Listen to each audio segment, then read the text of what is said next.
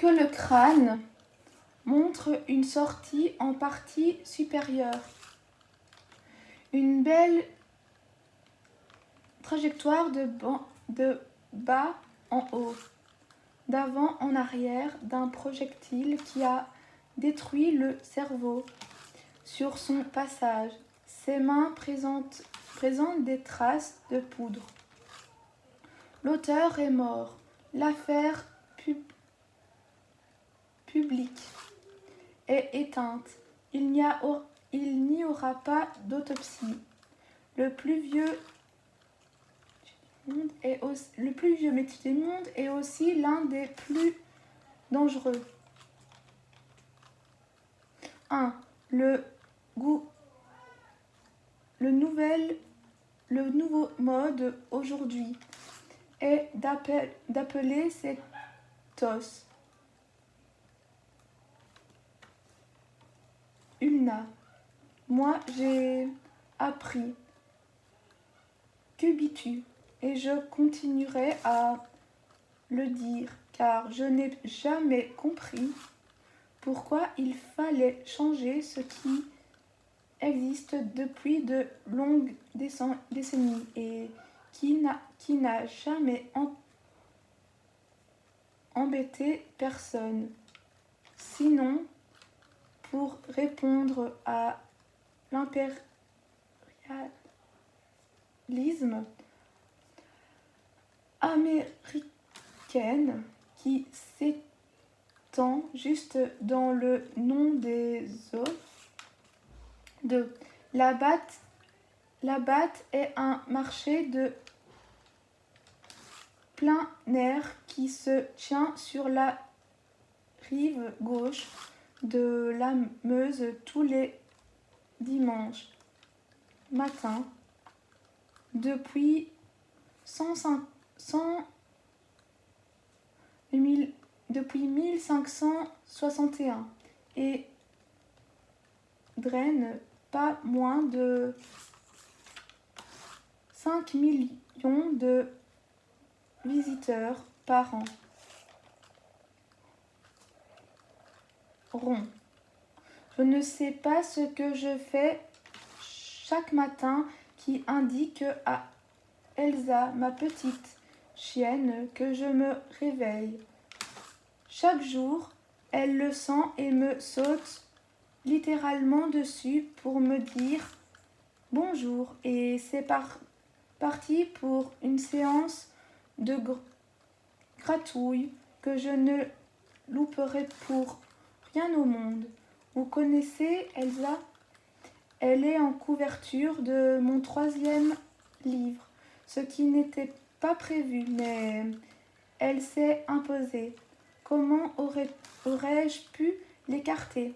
Depuis qu'elle est entrée dans ma vie, elle est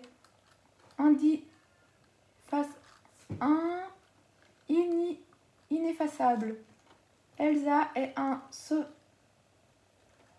sauvetage. Je voulais un chien de petite taille, femelle, pour compenser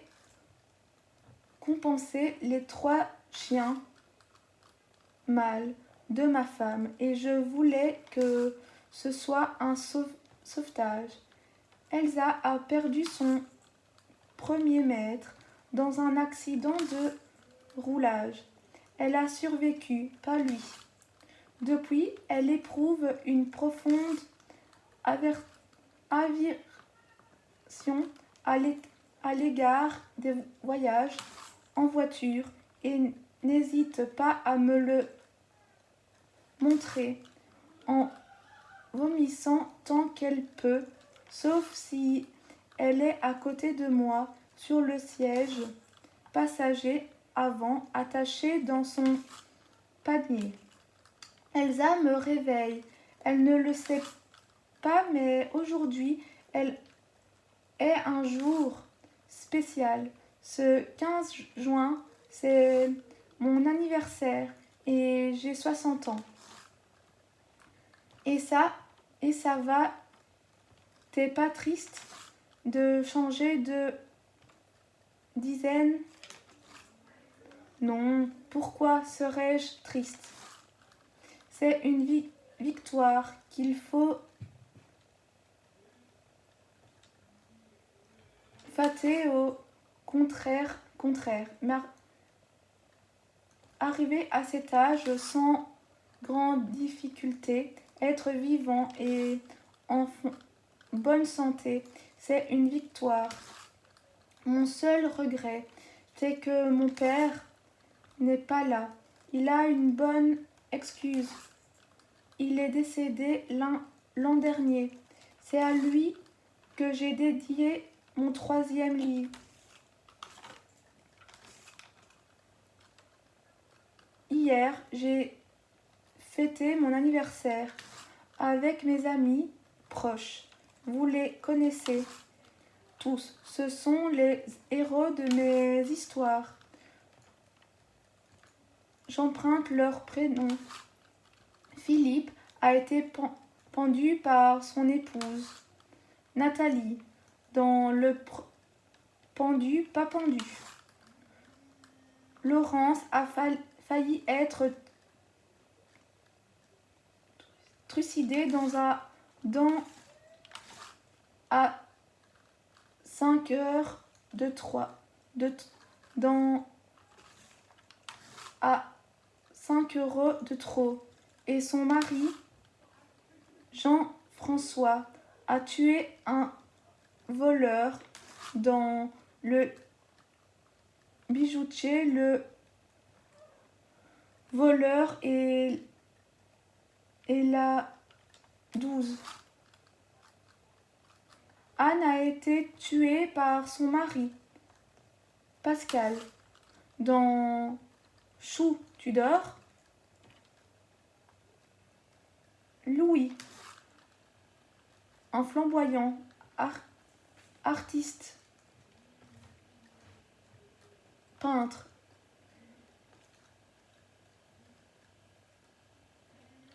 Liégeois a trouvé une mort en se baladant dans les fagnes avec son épouse.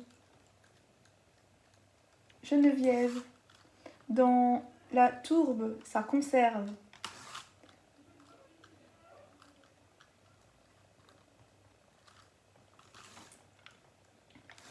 Ma fille, Marie, Émilie, a trompé son compagnon, Xavier, dans le cul et les écus, qui est par ailleurs l'une de mes phrases cultes.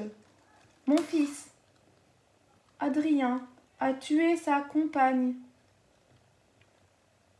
Emmeline, en la poussant dans les escaliers. C'est tueur de nos maisons. Mon épouse, Nathalie, mes autres filles, Sophie et Margot, jouent aussi un rôle dans mes histoires.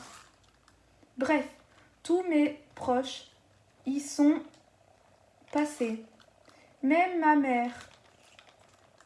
Il y a quelques jours, Dimitri, mon éditeur, m'adresse un email. Philippe, on n'a pas tout à fait assez. Il me faut encore un chapitre. Désolée, moi j'avais déjà tout rangé et mis mes quelques dernières histoires de côté pour le livre suivant. Je lui téléphone. Mais enfin, il y a un mois, tu m'as dit que c'était bon. Et là, maintenant, alors que tout est fini, il faut encore un chapitre. J'ai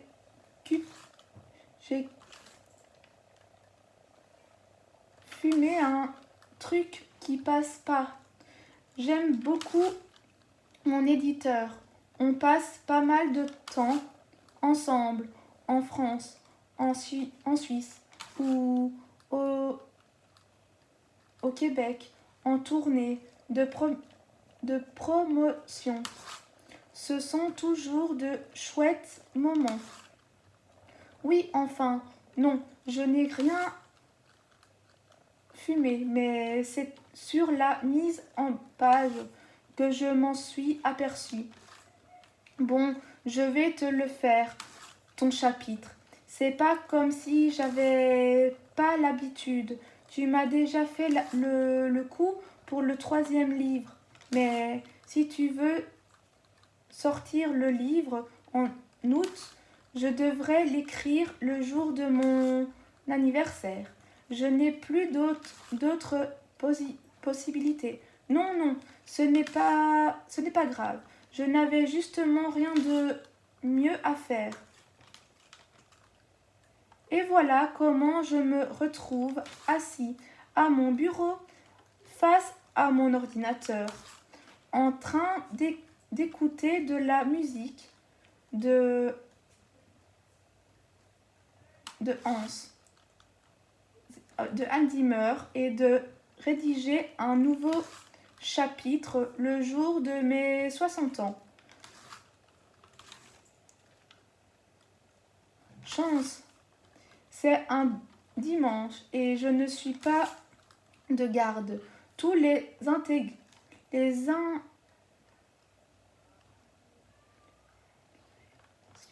ingrédients sont réunis pour que j'ai la paix.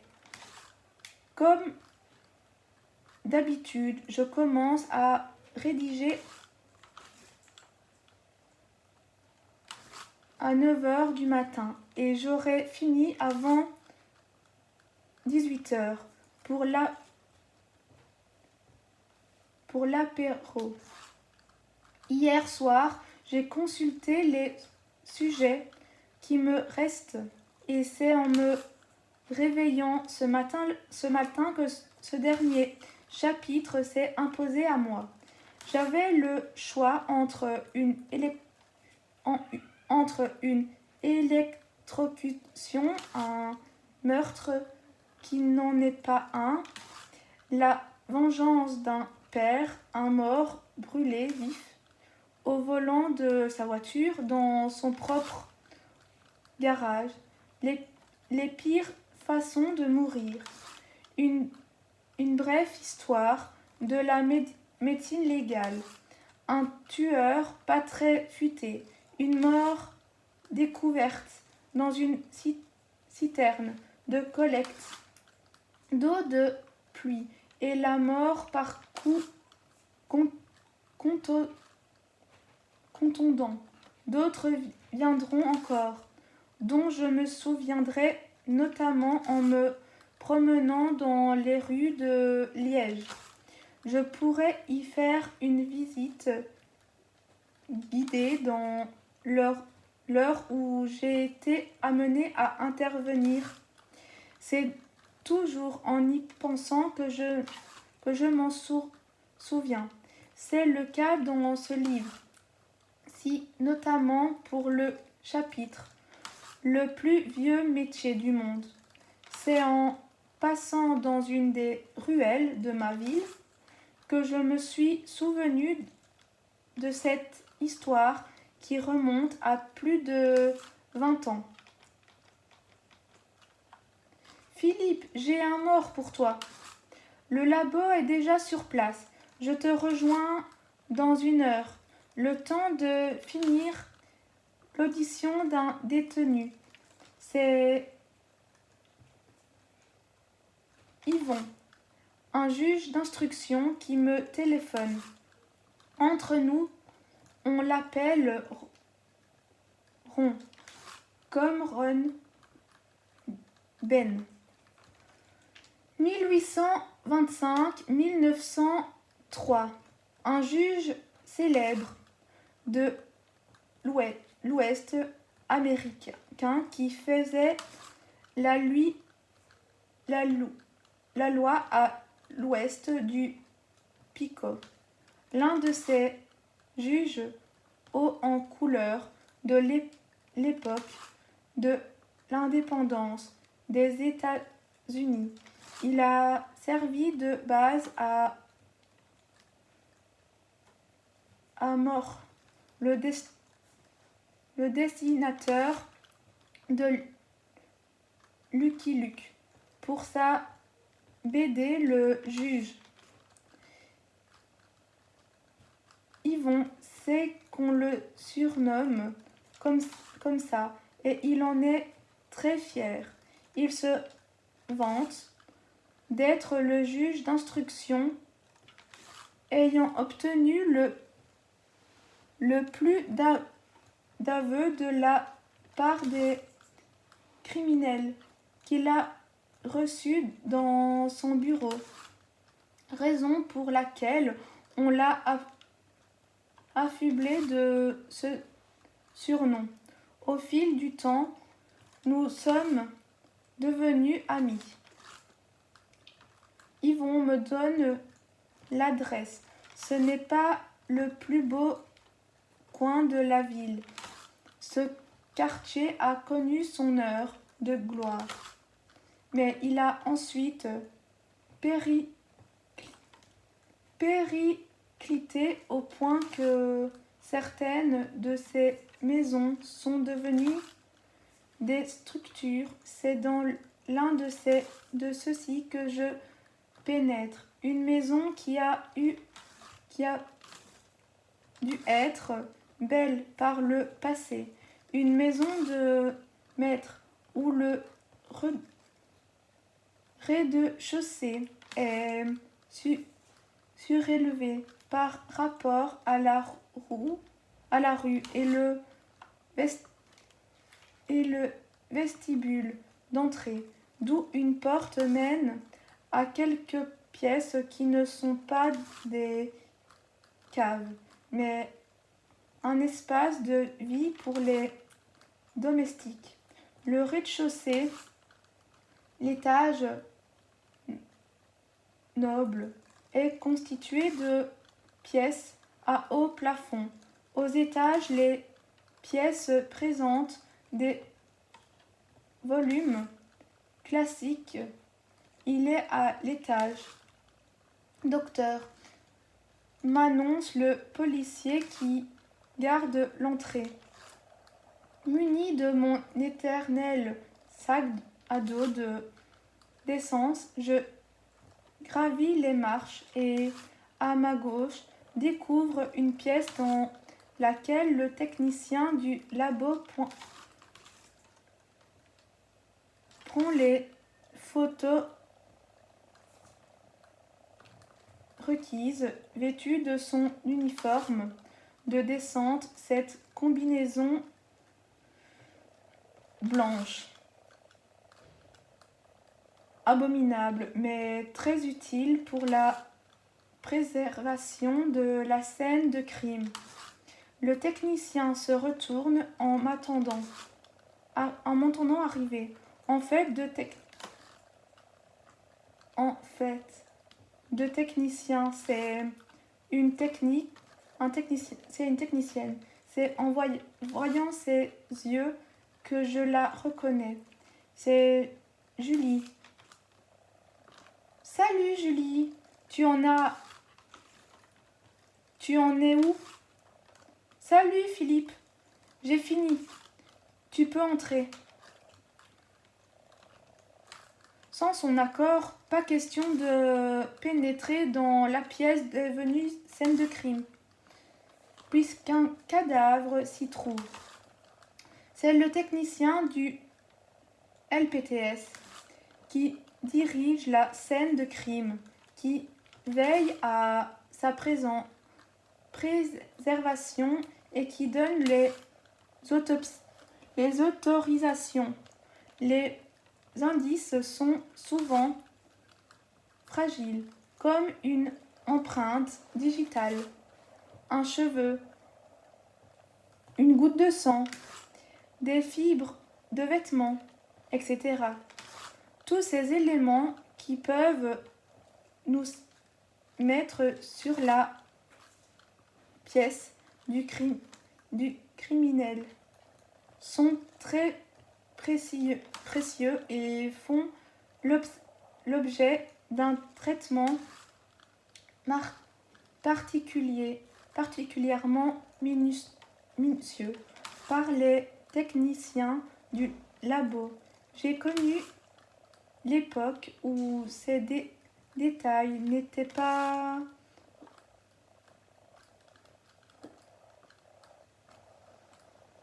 révélés. Ce n'est qu'à la fin des années 1990 que le concept de scène de crime est apparu, issu de la nécessité de préserver l'ADN de l'auteur. Éventuellement présent, cela a marqué une révolution dans le monde judiciaire.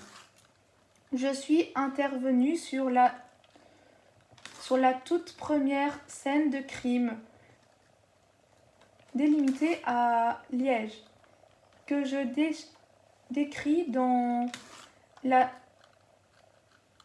pipelette. J'ai encore les photos de cette descente où l'on se voit dans ce merveilleux uniforme tout blanc. Je les montre lors de mes cours et de mes conférences pour expliquer ce qu'est une scène de crime. Le corps de Guillaume est au centre de la pièce qui, à une époque largement révolue, a dû être un salon. Il est nu, couché sur le dos, le saignement crânien et les membres noircis par la fumée et en partie carbonisés. Clairement, le ou les auteurs ont tenté de le faire disparaître en le brûlant, voire en incendiant la maison. Sous le corps, je remarque des morceaux de bois, des bêches en partie consumées. Pas doués, les incendiaires. Ils n'ont pas été chez les scouts. Tu l'as dit, l'expert en incendie est prévenu. Il arrive. L'expert en incendie, c'est Léon. Vous le connaissez. Il est dans l'héritière. C'est là que je dis que Léon a un gros nez, mais ce n'est pas pour ça qu'il n'a pas le nez fin. Depuis qu'il l'a vu dans mon livre, il n'a de cesse de me préciser que son nez n'est quand même pas si gros que ça. Ses copains qui l'ont reconnu s'en donnent à cœur joie. On n'a jamais connu de nez aussi célèbre dans notre milieu. Puisque Jules m'y autorise, je débute l'examen du corps de Guillaume. Un examen sommaire, car je le réaliserai avec plus de précision en salle d'autopsie. Le feu l'a quand même bien amoché au membre inférieur droit et au saignement crânien. C'est une localisation très étrange, sans continuer.